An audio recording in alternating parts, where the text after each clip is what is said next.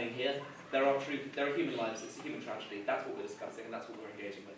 And ultimately, you are quite right, there is a fundamental human cost with whichever course people take. And I think your point that you make about the failure of American governments to stand by the words that they have said when they encourage people to rise up and rebel and then fail to support them is a tragedy and is appalling what they do. However, I also think there is a fundamental point about the ability of Western government to take a course which is not perfect, but it is better than the alternatives. So I'm going to ask you a question about feelings. It's a dangerous question, I know, in this day and age. And worse still, I'm going to ask it in the context of the shroud of war, suffering, and accusations of neocolonialism. Dangerous territory indeed. How did it make you feel when the West abandoned its commitments and the Taliban retook Afghanistan and reimposed their barbaric rule on women, members of the LGBT community, translators to the Western forces, and dissenters in general? How did it make you feel, if you even thought about it, when the Burmese military overthrew in a coup d'etat the imperfect but reforming regime of Aung San Suu Kyi and plunged Burma into yet another bout of isolation and exile from civilized nation states? How did it make you feel when you read about yet another civil war and massacre in the Sahel, with France withdrawing in place of those charming guys from Wagner? I'll tell you how it made me feel. Helpless, ashamed, embarrassed to be a citizen of both the United Kingdom and the United States. Countries which claim to possess the diplomatic and military power beyond the dreams of Napoleon, and yet cannot bring themselves to stop these tragedies. We did not involve ourselves in Rwanda when there was a genocide, and we have taken the lesson from the Iraq and Afghan wars that we ought to keep ourselves cocooned, little hermits in our own moral superiority against the tragic and at times barbaric treatment of humans in so many continents around the world. Now, my esteemed opposition is paying attention, and I'd like to hope I haven't completely bored them yet. What they will be furiously scribbling down, as indeed Abdullah I'm sure is now, is notes for their rebuttal stage with the following question. So didn't Western interventionism and neocolonialism cause all of these problems? We screwed up Afghanistan, we screwed up Iraq, we screwed up much of the developing world when it went independent without a modicum of support from the countries that put it in that position in the first place. How could we possibly help things with our heavy-handed approach, you might ask? Didn't we involve ourselves in Iraq, Afghanistan, Syria, Libya, and myriad more places, and single-handedly destroy their economies, cultures, and stability?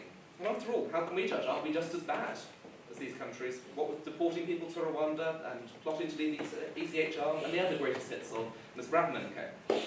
Well, the answer is yes and no. You'll be pleased to know that I do have an ounce of common sense, believe it or not, and so have no intention to support the current government's hostile environment policy of, which goes just one step short of a big sign at Heathrow Airport saying bugger off.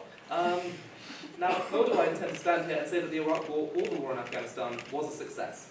They patently were not. ISIS emerged from the rubble of the failure of Western governments to establish a coherent plan to deal with Saddam's fascist faction, and the billions spent and lives lost in Afghanistan, both locals and Western, are a tragedy, and ultimately a waste given the end result. And although I don't personally believe Mr. Blair and Co. deliberately misled a public over WMD, they certainly took an approach to evidence that wouldn't even earn you a third in Durham's evaluated mark schemes. However, I will stand here and defend the concept of the Iraq War, and was the war in Afghanistan, as a concept, a position I know many of you will think me insane for taking. So here's the defence of my sanity, and why you should vote for the proposition. These invasions can be morally justified.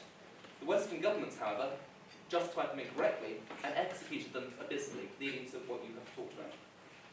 I'm going to take a moral approach to justify my argument from here on, which some of you might mistake for an emotional one.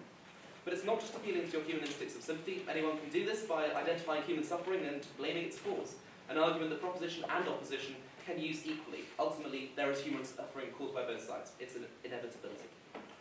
Tyrannical governments murdered their own citizens, Western forces killed civilians. I will not deny that. It happened. It's a tragedy. The argument will never get anywhere with this, as it becomes a fundamentally utilitarian debate about which lives are more important, which is not something we should be debating here. But I'm not going to go there. Instead, I'm going to appeal to your higher morality. I propose to you today that there are certain universal moral values, ones that transcend sovereignty. The right to live as yourself without fear of persecution and in time execution. The right to love who you want, the right to be part of your community without the state endeavouring to secure cultural extinction.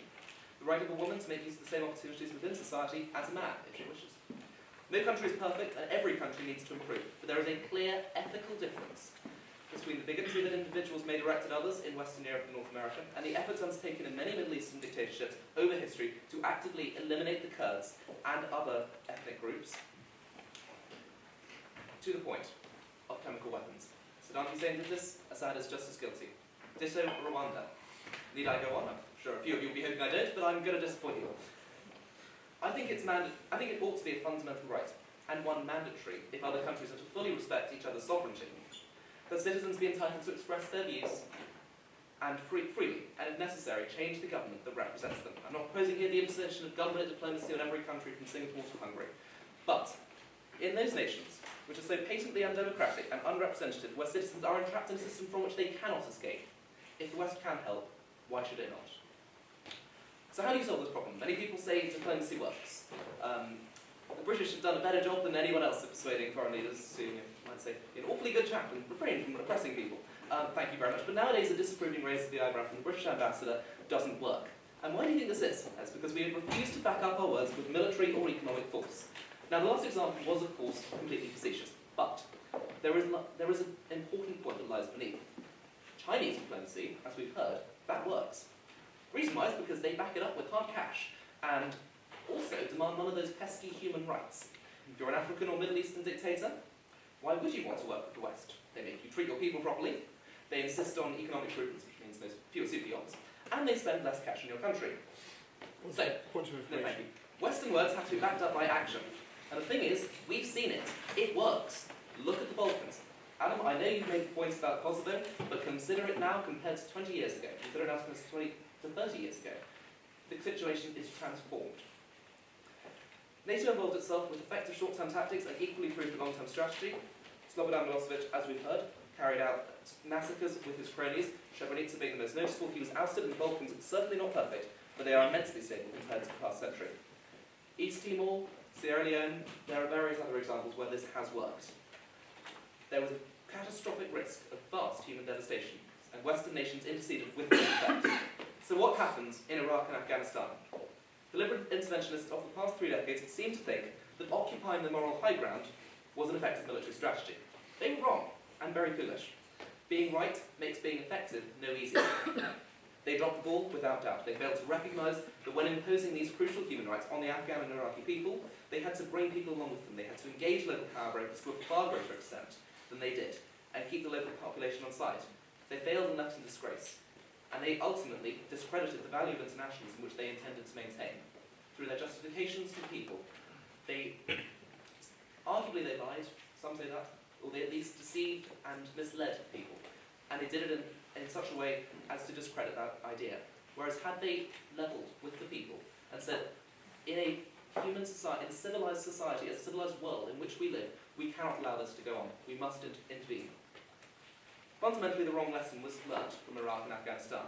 The lesson is not, as was taken with regards to Syria, and with catastrophic consequences, including Assad's survival and Russia's resurgence, that these interventions should be, the Western interventionism is a terrible idea. No, the lesson is that these interventions should be accompanied by more effective strategies to destroy insurgent forces whilst keeping the local population on side and building sustainable governments alongside key local stakeholders with effective foreign aid investment, even if it means engaging with those unpalatable to the new regime. Sir? No, thank you. I will level with you.